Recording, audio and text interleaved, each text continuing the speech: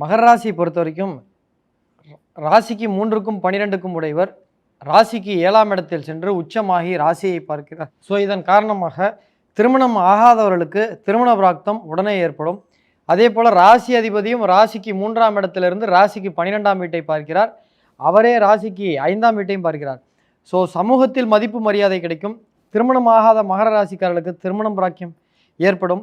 புத்திர பாக்கியத்திற்கு சிறந்த காலம். கணவன் மனைவி இடையே சின்ன சின்ன சண்டைகள் வந்து போகும். பார்ட்னர்ஷிப் பிஸ்னஸ் வெற்றியை தரும். ஏன்னா ராசிக்கு 3 குடைவர் 7ஆம் இடத்துக்கு போகிறதுனால முயற்சி கூட்டாளி மூலமாக லாபத்தை தருகிறது. சனி பகவான் ராசிக்கு 9ஆம் இடத்தை பார்க்கிறார். கணவன் மனைவியிட இருந்த சண்டைகள் வரும்.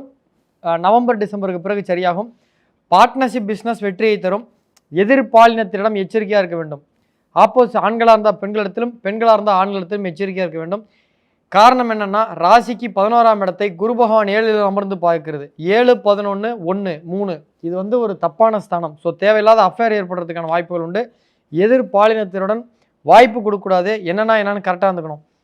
பிரிந்த நண்பர்கள் சந்திப்பு நிகழும். அதன் மூலமாக சில உதவிகள் கிடைக்கும். முன்னேற்றம், ஒரு சின்ன ஹைப் ஏற்படும். பொருள் சேர்க்கை ஏற்படும். வீட்டில் நிறையா ஹோம் அப்ளைன்ஸ் வாங்குவீங்க. வண்டி வாகனங்கள் வாங்குறதுக்கான வாய்ப்புகள் உண்டு.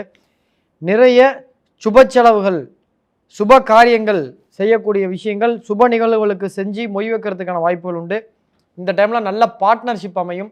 நல்ல நண்பர்கள் அமைவாங்க. துறை சார்ந்த பழக்கங்கள்லாம் உங்களுக்கு உயர்வு ஏற்படும். அந்த உயர்வு நீண்ட காலத்திற்கு கண்டினியூ கொடுக்கும். நிறைய அன்பளிப்பு உங்களுக்கு கிடைக்கும். ஸோ இந்த டைமில் கிஃப்ட், லேப்டாப்பு, செல்ஃபோன்லாம் உங்களுக்கு கிடைக்கிறதுக்கான வாய்ப்புகள் உண்டு. நிறைய அன்பளிப்பு கிடைக்கும். பொருளாதாரத்தில் உயர்வு கிடைக்கும் நண்பர்கள் மூலமாக.